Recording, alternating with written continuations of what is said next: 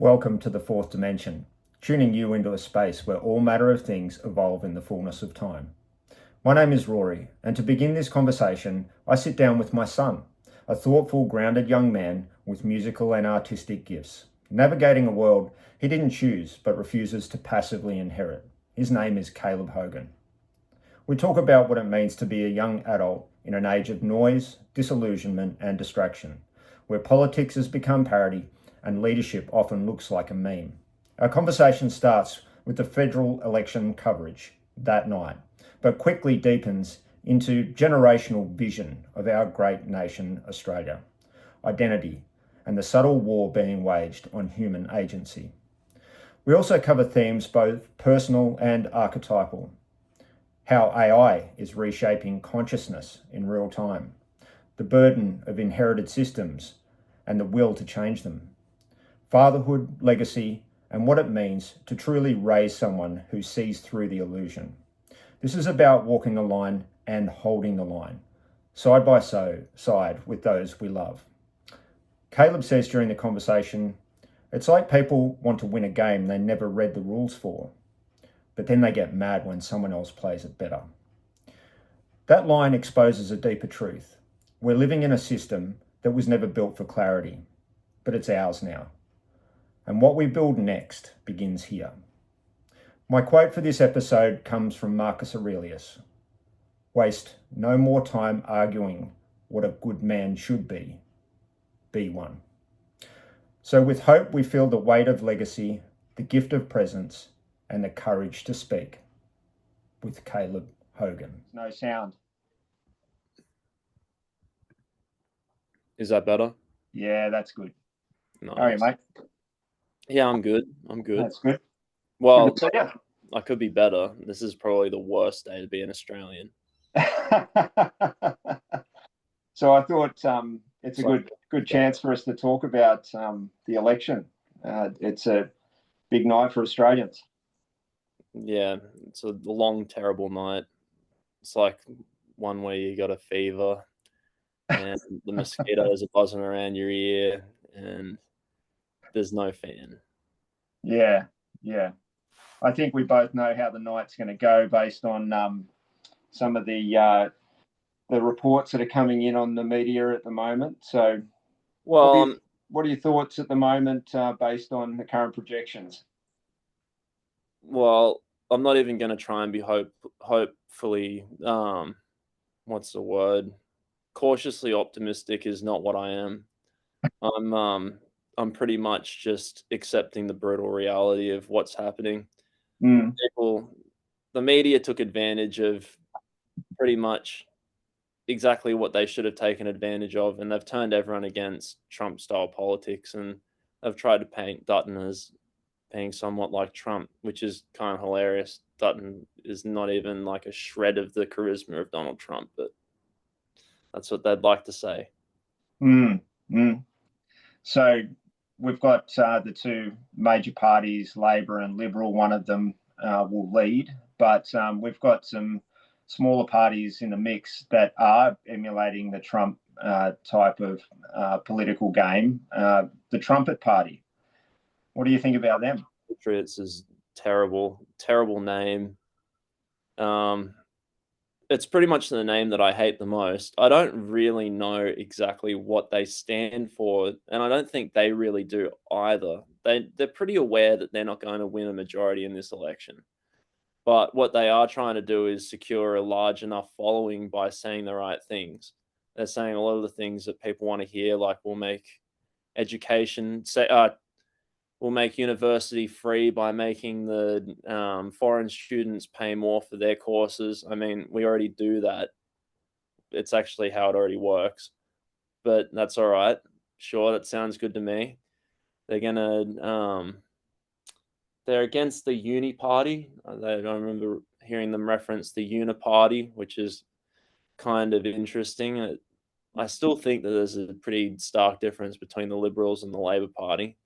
I think can I jump in for a second on the Uniparty thing? And then we can continue. But I think what they're trying to reference is that you get the same result regardless of whether you vote Liberal or Labor. They're So, not wrong you know, necessarily. yeah, It's I kind of agree and I kind of disagree. yeah, It's not the Liberals are never going to be. They're like an appetizer, but like you pay $15 for a meal and you get an appetizer instead of like a beef burger. You get like a vegan patty with I don't know one slice of tomato on it, and they yeah. call it a burger. It's not. It's basically it looks like what we want. They might say things that sound like what we want, but at the end of the day, they're slightly less awful than Labor. You know what I reckon they're trying to say? They're not trying to send a message to us in the population. They're trying to, in my view, send a message out to the US and say that, hey, Australia has a party like you, Donald Trump, and I'm your man. Clive Palmer's, a self-made millionaire. He's I'm a not billionaire. sure. He's a Yeah, billionaire. billionaire. He's So, actually got more money than Donald Trump, I believe. right. So there you go. So he's trying to craft himself in a very similar fashion and shout out across the Pacific Ocean to say that we are an alternative. And if he can get enough support from financial support and then political support from overseas, he might just have a chance over time in creating a third party, which he sees as the rival to the uniparty. And there might be something in that, but it's cringy at the moment, and they're going about everything the wrong way. I mean, I'm getting text messages on my phone. I don't know how they got my phone number to send me messages leading up to this election. The Trumpet Party's not the only one, but other parties are, using telecommunications in an inappropriate way, I think, at the moment. And It's like obviously, trying to tell you when there's severe weather coming and it's just a thunderstorm. exactly. So, mate, I'm hearing you that the Trumpet Party is there. It's probably a reflection of what's going on over in the US, and because with our two current leading parties are probably not as aligned with the US as what the US would like, and Clive's aware of that. I'm sure Clive Palmer, who has this time conspicuously removed his name from the party, have you noticed that it's changed from Palmer United to the Trumpet of Patriots? Yes. It maintains the horrible yellow color, but it's still Clive Palmer's party funded by him. They've put up a female candidate, which I imagine was used for some level of identity politics nullification. They can say that they've put up a female candidate here to run the party. Clearly, it's not her party. It's clearly funded entirely. It's got Clive Palmer's name fucking written all over it. There's nothing about that party that is truly independent. Clive Palmer's been around in Australian politics for years now. Yeah. He's basically repeating the same mistakes he made back in 2017, I think, when he released that awful game on the App Store, the Clive Palmer. Did you ever see this? I saw the adverts for it. I never played it or anything. Yeah, I remember it was really terrible, and it's pretty much the same deal now. It's just really, really poor, out of touch marketing. Yeah. It's like taking he clearly understands a few things. He understands that it's important to catch people's attention with there's sort of some key phrases that especially the Republicans and Trump's like that's Trump style rhetoric. It's the Australia first. That Yeah. was what he campaigned on last time. It was Australia first. Mm. Although actually, if you remember, even more cringeworthy, last time his catchphrase was "Make Australia Great," which Yeah. is just a pitiful attempt. But you know what? Yeah, it's a pitiful emulation. Look, in all Do you honesty, think? Do you it's the think? reason. Sorry. Yeah. Do you think that despite the woeful and pitiful attempts, just through the financial power that he has to wield, he's still getting some traction. And that maybe there's regions of Australia, particularly regional Australia, not so much your big cities, but that maybe more regional Australians will identify with some of the policies of the Trumpet Party. Well, I identify with the policies of the Trumpet Party. That's not the point. The point of the Trumpet of Patriots is essentially they're a party that has no identity. If you were to ask a random person on the street, what does the Trumpet of Patriots fight for? What answer would they give you? They'd probably say it's like Trump because it's got Trump in the name, which is poor marketing. Because if we're looking at how the media is painting Trump-style politics and rhetoric, they're basically smearing it so hard that the Labor Party's got a sure chance of winning this election. Yeah, they actually just did the same thing in Canada. Now we've got Mark Carney in Canada leading the Liberal Party. He just won another election after Trudeau failed that country for 8 years. Yeah. They somehow managed to bring it back, and it was all thanks to their media network that they've got over there, the leftist news. It's the same here. We've got the leftist 9, Channel 7, Channel 10, ABC. None of them are good. Yeah. They will all tell you the same story and pretend that there is some level of unbiased, informative news going on here. It's ridiculous. Do you see the current media as possibly an existential threat to our future democracy? I guess a lot of people these days still rely on it, particularly, I'm going to kind of probably pigeonhole, but, the older generation probably don't get online as much. But maybe there's some that do. But really, the online content that is not run by major media channels, so podcasting, for example, and those independent style websites and platforms, that's how you get your alternative information these days. So when you look at voting in certain areas, you're going to have different demographics that are tapping into different media. Do you think that the commercial media is like existentially a risk to the future of Australia because of its influence? No, the media has always been somewhat the same. The media has never necessarily been bipartisan in its in the way that it tells the news. It's always going to be through the lens of a journalist who is telling a story, and these massive corporations which have become media superpowers in their own right. I mean, people concerned over Pfizer and the medical industry. I'd say that the media industry is probably one of the most influential and holds the most amount of power in just influence alone. They can really sway the way that a lot of people think about things.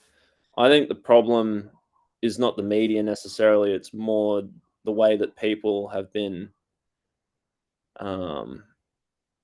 unfair. I don't think people have really been given a fair chance to understand the whole landscape. I think it's almost like if you were to imagine the left-wing news, so the Channel 9, 7s, 10s, ABC, they overpopulate the market.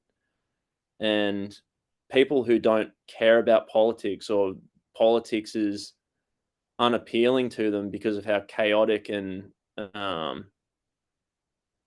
it's really not looking very good right now. I can understand why people don't want to be involved in politics, so that it would seem only natural then that the large media corporations would be right there to scoop up this entire population of disenfranchised people that they don't really care about what's going on, but if on their free view television they're receiving channel 7, channel 9, channel 10, ABC, they're probably going to be watching one of those channels as opposed to Sky News, or even further, paying for a subscription to a news service that might lean conservative. It makes a lot of sense to me that people in Australia have um, really, I wouldn't say they allow the media to influence their decision making, but it just is that way because people don't care enough to change it.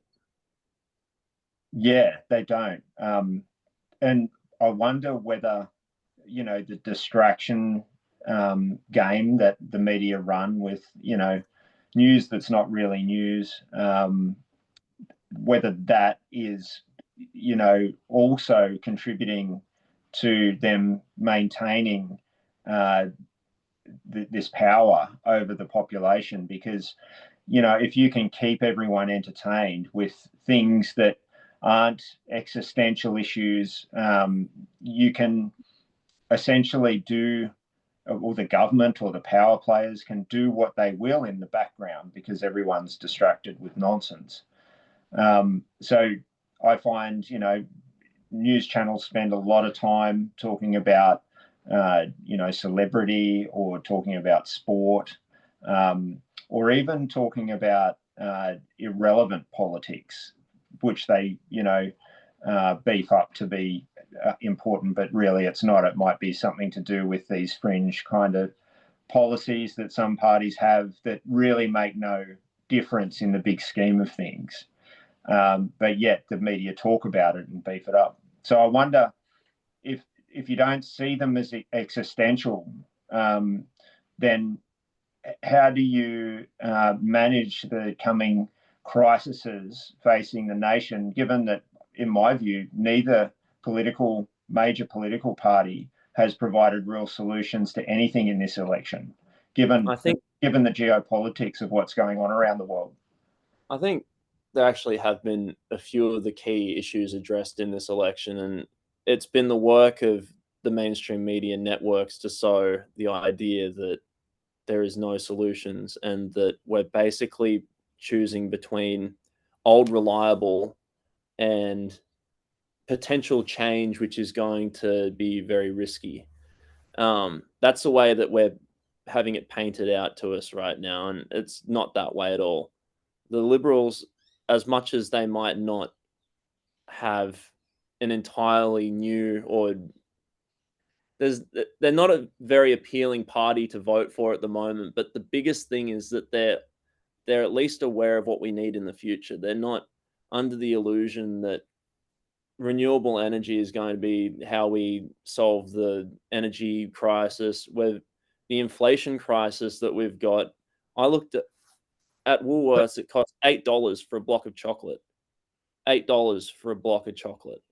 Hmm. So if the Labor Party is going to continue putting up prices, bringing in immigrants, selling out our housing market, putting up renewable energy, if that's what their solution is, and the Liberals' answer to that is to invest in nuclear to create the infrastructure so that we don't need to be spending ludicrous amounts of money on energy, reliable energy, less immigration, less instability. Hmm. It seems to me the natural solution. Yeah, It's I, the I, natural I, answer. I'm hearing you. So I guess, for most people that hear the word nuclear, there's an immediate um, uh, reaction that nuclear is not good because it is poisonous to the environment. And certainly, like Fukushima and other nuclear meltdown disasters, Chernobyl, they did cause, huge damage to the environment, and are still ongoing issues even to this day. So, the legacy of nuclear power is not a good one, but the technology has improved a lot over the years. And um, earlier we were talking, not in this conversation, but another one, about, these advances in uh, nuclear power, and how China is at the front, as far as we're all aware, of that sort of development with their new thorium reactor. So China is definitely a superpower that is now at the front of or leading in how to create energy. So how do we position ourselves if we're part of a Western coalition of nations that is looking to mine, the drill baby drill Trump type philosophy, which is emulated by the Clive Palmer party, the Trumpet party.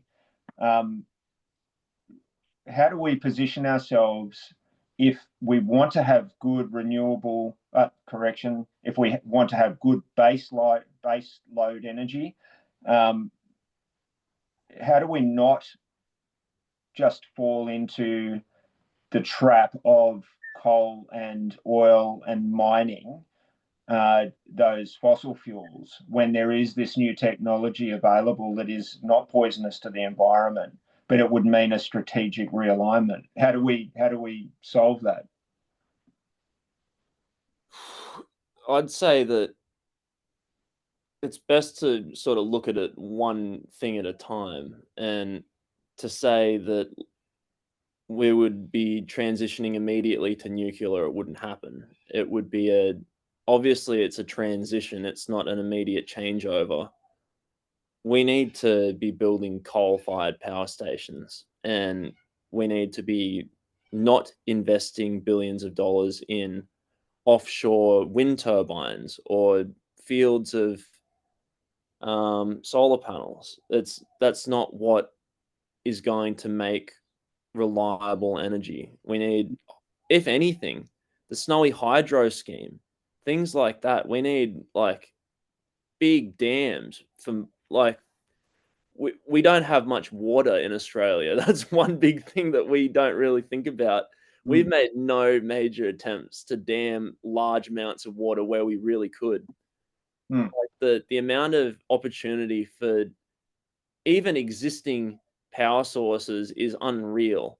We could be building dams, we could be building coal-fired power stations, and they're things that would be not only creating jobs but cheaper energy. It's that people don't have money anymore. People have to be choosing what they buy at the supermarkets, things that weren't niche items before are becoming expensive. $10 for a block of cheese is not acceptable.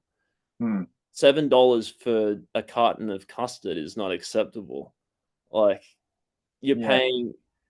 So because wages haven't increased with the inflation, we're really feeling the pinch in Australia now. And like I notice it, as I'm sure everyone else does. So it isn't sustainable. You're right.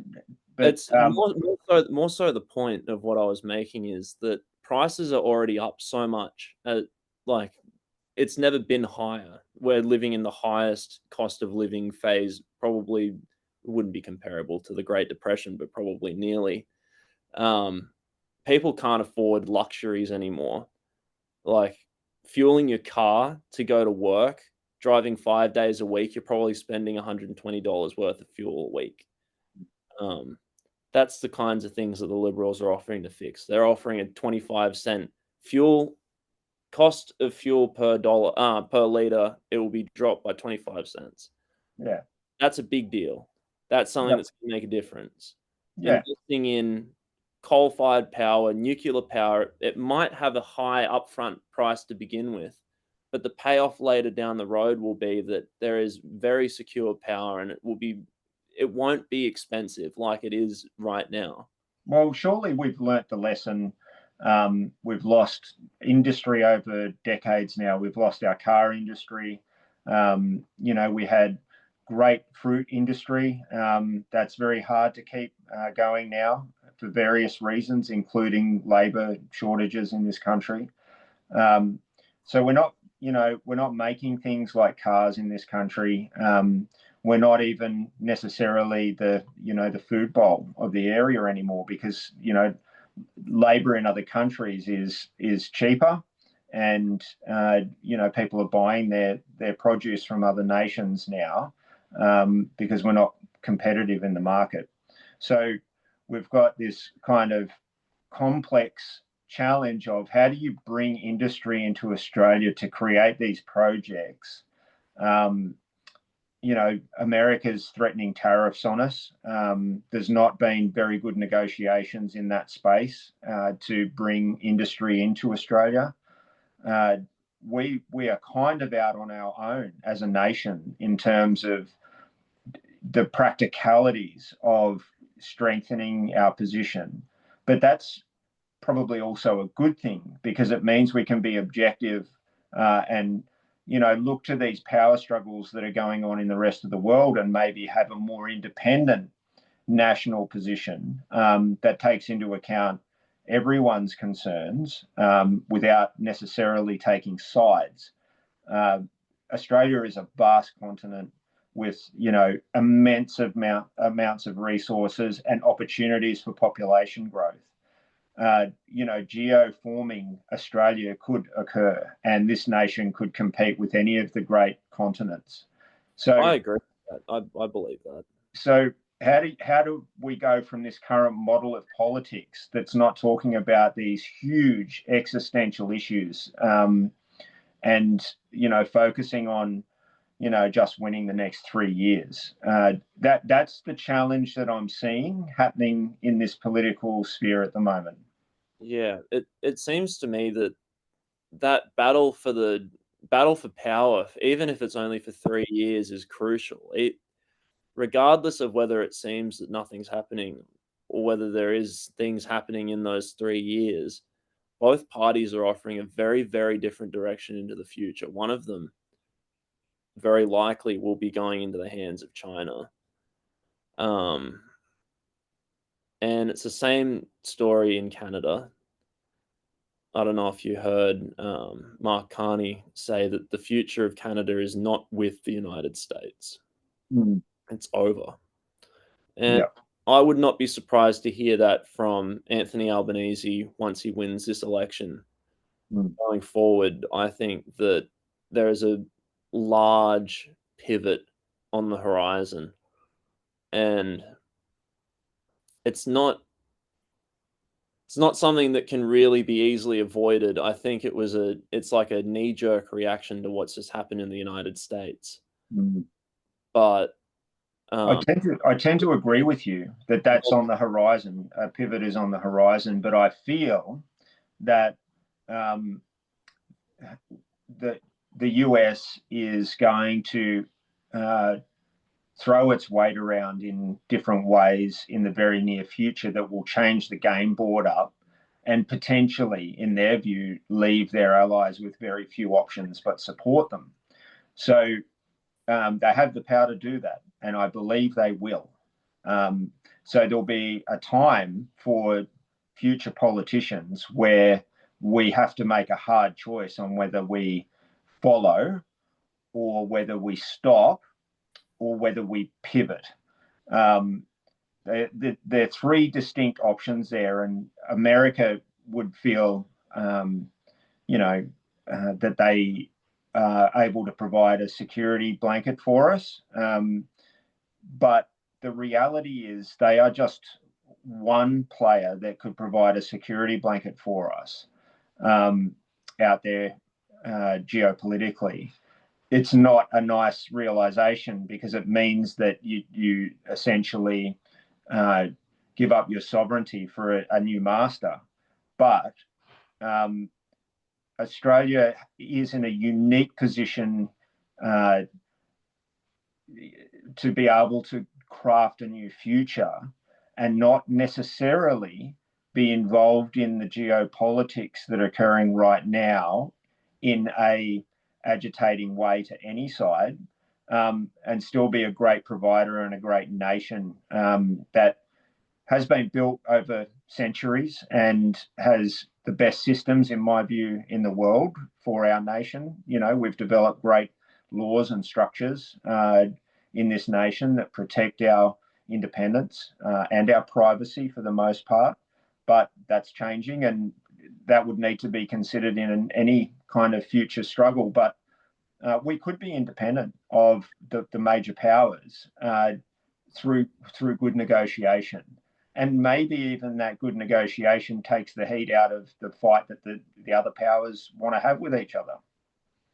I think that, yeah, there's potential to create new relationships internationally. I don't think that is the direction that most people living in the West would like to go.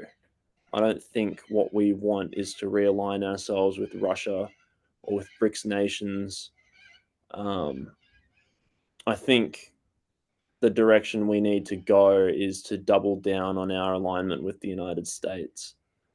And really what I see happening right now, I mean, we've spoken about it before, but it's a global realignment, and Russia is actively trying to seek out their new position in this new hierarchy. So is China. And the United States is being very active in determining how they will be positioned in this new hierarchy. I think that the United States does hold the cards in that manner. I think the United States does obviously have the most powerful military in the world. They have the most effective military by far. And what we really do want is a continuation of the Western ideals and way of life that we enjoy right now. I don't think anyone wants a complete we don't want this being flipped upside down on its head and restructured. I think what we really want is to keep our democracies, keep our somewhat, what's the word for it? Comfortable life. Yeah, our consumerism, it's pretty much that, our culture, our consumerism, our news, our politics. I think people actually do, on some level, appreciate it when it's working well. There's clearly an attempt to undermine whatever the system we have here is, and it's whether it's on the right or the left side of politics, both sides are trying to undermine each other, and it's created a system which doesn't seem like it's possible to work anymore. But Yeah. I think, Well, it's not working. So it's not working anymore because our infrastructure projects are not being done. There's a housing crisis. Inflation is crazy. but Deals can't be made internationally. So things are definitely failing in our government education. Let's take that for example. It's failing a lot of people, and it's setting up all sorts of lifelong challenges for people because it's a poor system. I think it to list the current failures of our system doesn't mean that the system itself is broken. To list Sure. current failures So, is absolutely, I agree with you that what is going on, we should not have the immigration that we have. This whole idea of a multicultural society that we've been sold for decades, it's a lie. It's not possible. What we need is nationalism. People don't care about their countries anymore. The, how do we get? I the agree with education you. system is, Like, I agree that you know immigration should be managed more carefully. That's definitely the case. But um, how do we get the labour to go and pick the fruit in the fields? Because yeah, Australians that are yeah, generational Australians aren't prepared to go and do that. They don't want to work in 40-degree heat and work hard. They would rather get social security and let an immigrant come over and pick that fruit. So so what you're describing is a byproduct of the system that has created the same issues. Like we're talking about that system which created the education system. That is the problem. We're yeah, like it's all the same thing. It's not like what we're talking about here is two separate things. The movement which is causing the dissent in the West right now is the same movement which has been poisoning our education system for decades. It's the reason why people don't care about their country. It's the reason why people don't understand history. We've been lied to.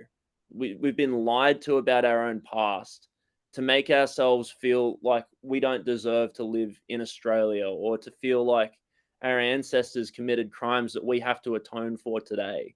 That's the education system. That is the system that has created the problems that we face now. It's the system that said that we are going to bring in migrants to solve these problems and create a wondrous multicultural utopia where everyone gets along and all different types of life can coexist. It's a lie. And it's also a lie that in 50 years we're going to be burning to death from climate change. It's another lie. And what it's created is a bunch of people that feel like there is no hope, there's no hope in the future.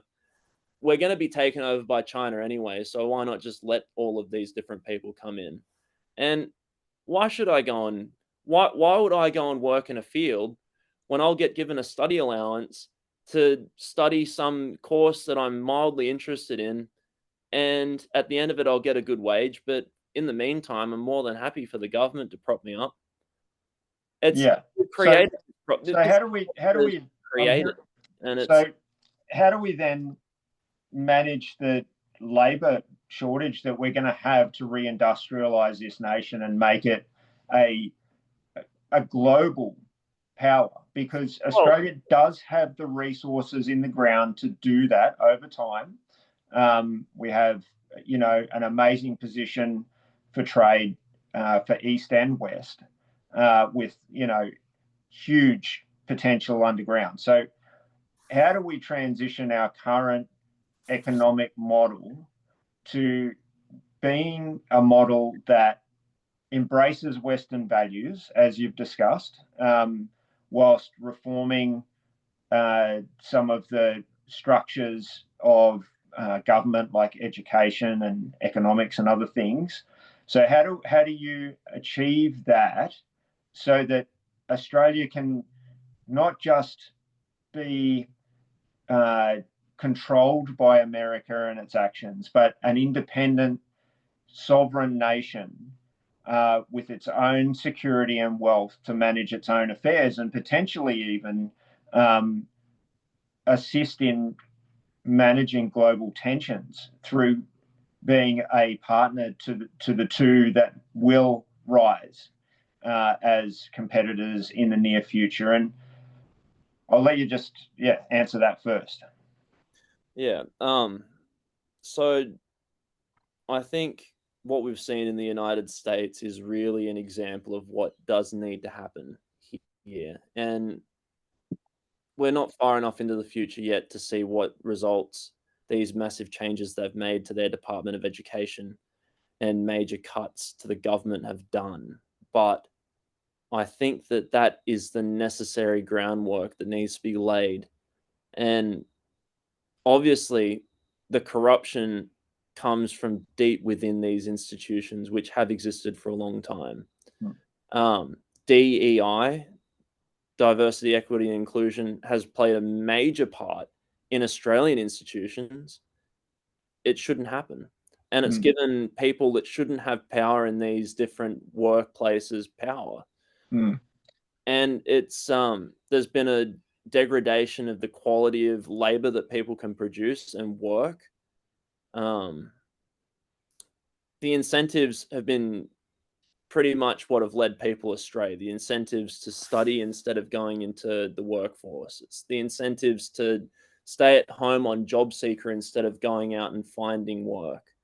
It's a system that's created dependence, and it works very well for a government that wants to maintain power by giving dependent people what they need to survive.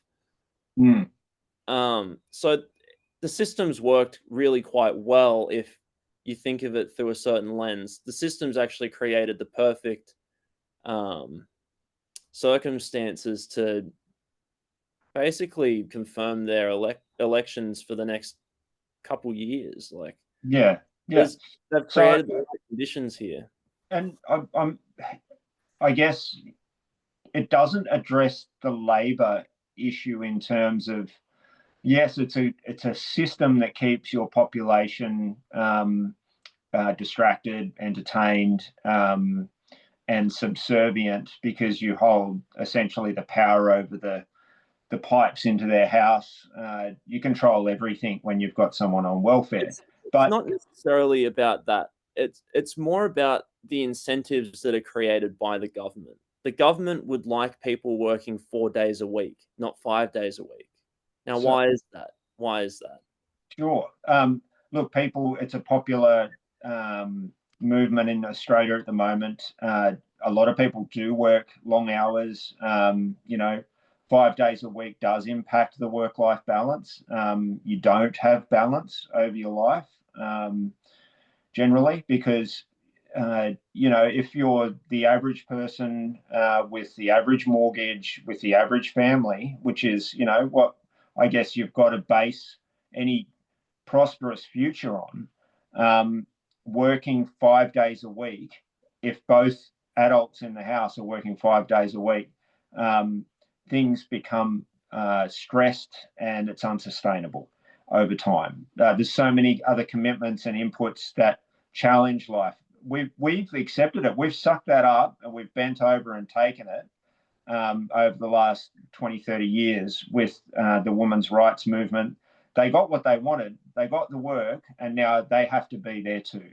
So, we went from 40 years ago, a model where only one of the two adults in the house generally had to go and work, and the other one was able to be a housekeeper and maintain a fantastic lifestyle for everyone. We've lost that. We gave it away. Women gave it away. We didn't just give it away. It was very insidiously removed. Yes, it was. And so now we have basically a doubling of productivity as a nation because you now out of every household, you don't have one person, you have two people. So you double productivity, but you've got to maintain that productivity if you make deals with other nations. So then we're trapped in a new cycle, a new game, a new mouse wheel, and we're on it. And so ideas like only working 4 days a week appeal to me to get back. The unions established the 5-day work week, and for the time that was a good thing because some people were working 7 days a week and they needed to create standards and a balance of sorts, and so it was a good first step. But I think there does need to be change, and I think people could be more productive in 4 days, and in the other days that they have off in the week, they get to maintain their work balance, with the rest of their life.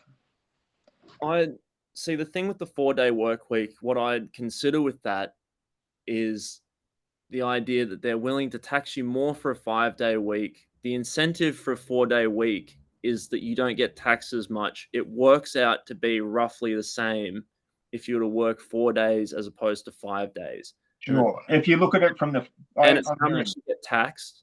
And this is what I consider is that the incentive here is to give more power back to the government, to take money away from you, and it's to give the government that leverage then to say, you don't have to work 5 days a week. We're going to create incentives for you to only work 4 days a week.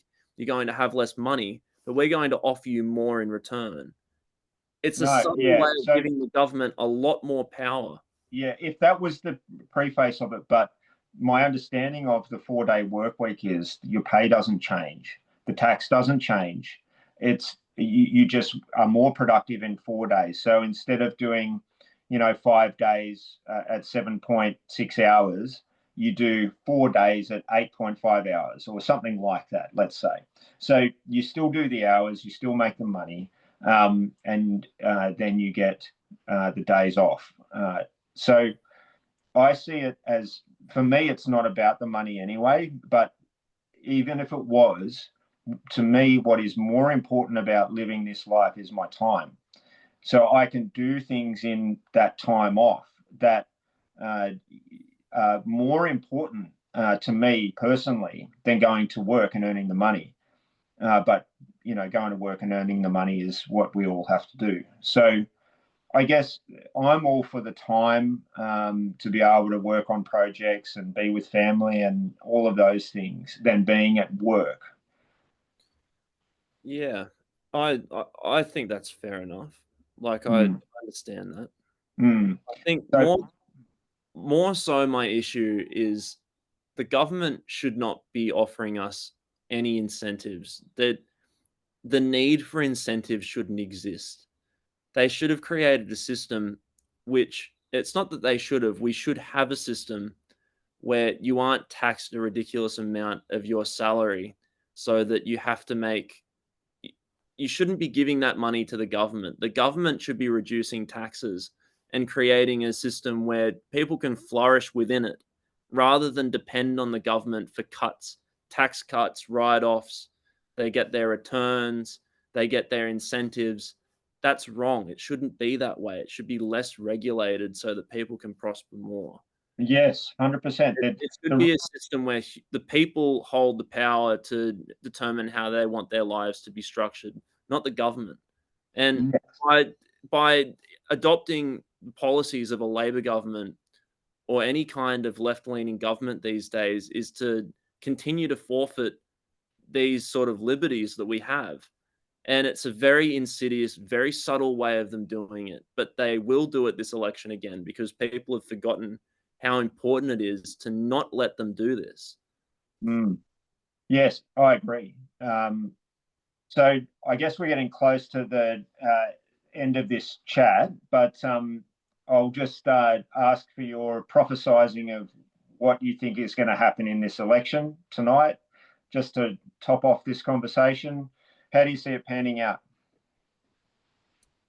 Um, I think the independents are going to get some more votes than last time. I would say that One Nation is going to probably get a record number of votes.